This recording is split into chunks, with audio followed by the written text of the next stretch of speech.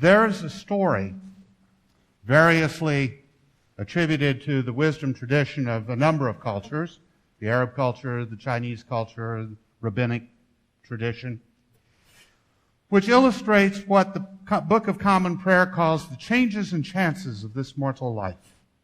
What might be better described as the ups and the downs of this world and the ambiguity of our perception of what is happening in the world around us. The story goes something like this. A farmer had a fine stallion that one day escaped and ran off.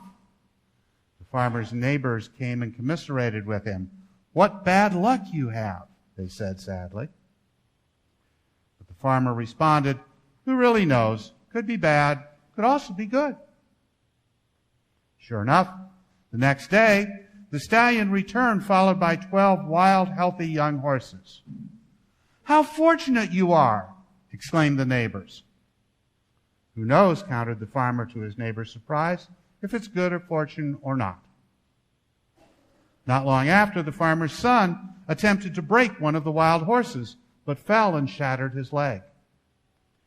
"How unlucky you are," exclaimed the neighbors. The farmer shrugged his shoulders and asked again, "Who knows if it's bad luck or good?"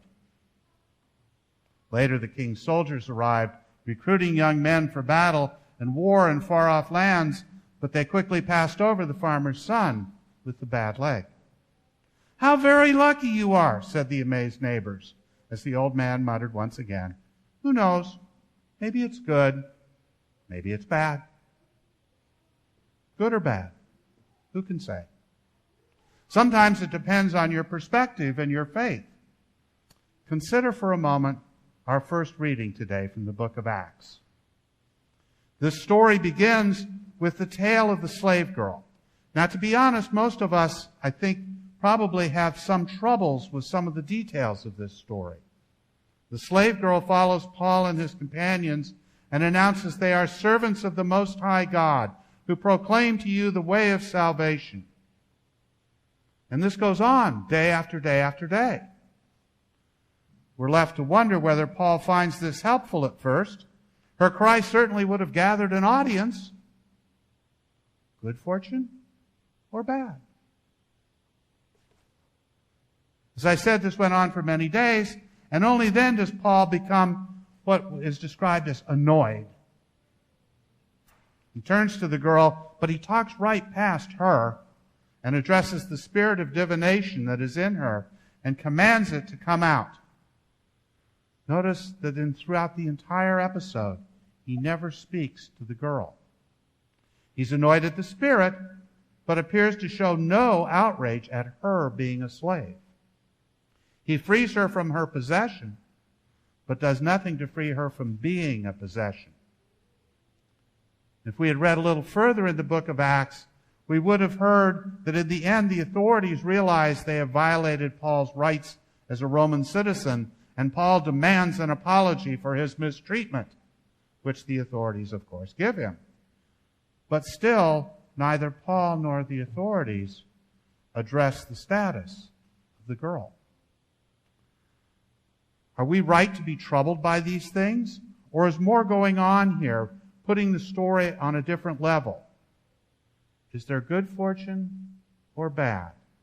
And for whom is it good or bad fortune? Note how the slave girl's owners take the first step in moving the story to a different level. They might have brought a complaint under Roman property law for the loss of the value of their slave.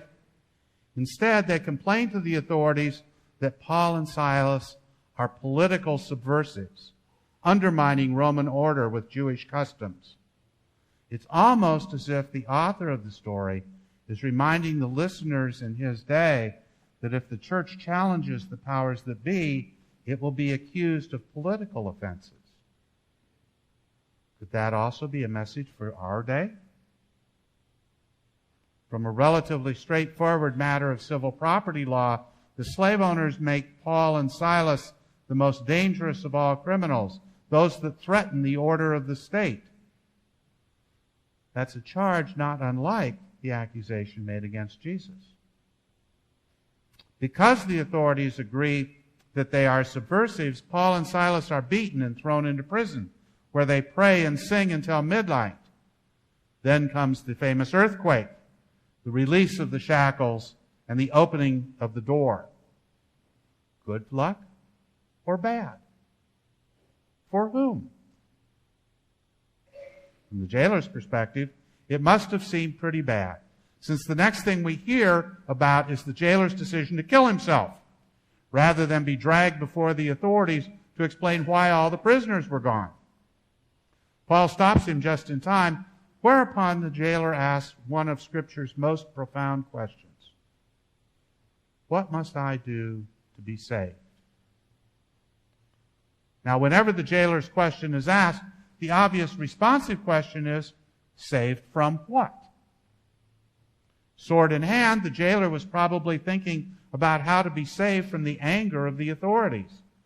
However, his question has come to mean much more, depending on who's asking it. What must I do to be saved? That's a very personal question, and it demands a personalized answer.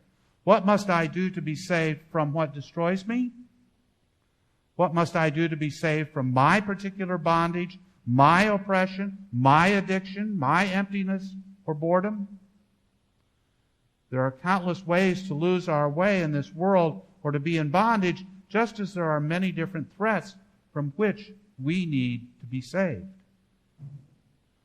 While the aftershocks were still rattling the walls, the jailer knew he needed saving. The threat to his well-being was clear and just around the corner. On the other hand, we have sometimes only a vague sense that we're in trouble, that our lives are falling apart, or that we're losing our way. We learn to hide those thoughts, either with diversions or with shallow hopes that things will get better if we just ignore the problem. The jailer's situation was unique only in its immediacy. We all need to be asking, what must I do to be saved? Whatever the jailer may have meant by his question, Paul's answer is, I think, deceptively simple. And here we arrive at the center of the story. The slave owners were partly right, you know. The gospel does subvert the established order. The story in which Paul and the jailer and all these other characters play their role is, in reality, a theological story, one in which God is acting and Christ is saving. Paul's answer, believe in the Lord Jesus Christ, is an invitation to the jailer, and indeed to everyone, to tune in to the reality of God's action. In its simplest form, Paul's answer seems inadequate. We're simply told to trust that Jesus is saving us. Even worse, Paul's answer seems to ignore the personal or individual circumstances from which each one of us needs to be saved. How, after all, can one answer fit all? Paul's answer is simple, but it's also saving, precisely because it is not a program of self-improvement. The secret is that Jesus is saving us. Believing it means tuning into that level of the storyline of what's going on. It means becoming decisively aware that our small lives are swept up into a great drama, God's storyline. God is indeed reaching out to us in Jesus, taking our lives into the gospel story of transformation and redemption. Trusting in that truth means that we give up efforts to save ourselves by solving our own problems. To be sure, there are still many problems to be solved in this world. We have much yet to do to bring release to the captives, justice for the oppressed, peace for those ravaged by conflict. As important as those actions are, they're only part of a more important action. We cannot ignore them or shirk our responsibility to be part of the effort to ameliorate them, but we also cannot be satisfied by only a partial answer to life's condition. We must also take our part in the saving action of a sovereign, a just, and a loving God who enters in our humanity to take it up and redeem it to its final destiny. What must I do to be saved? And the answer, coming at us again and again, believe and trust in the Lord Jesus.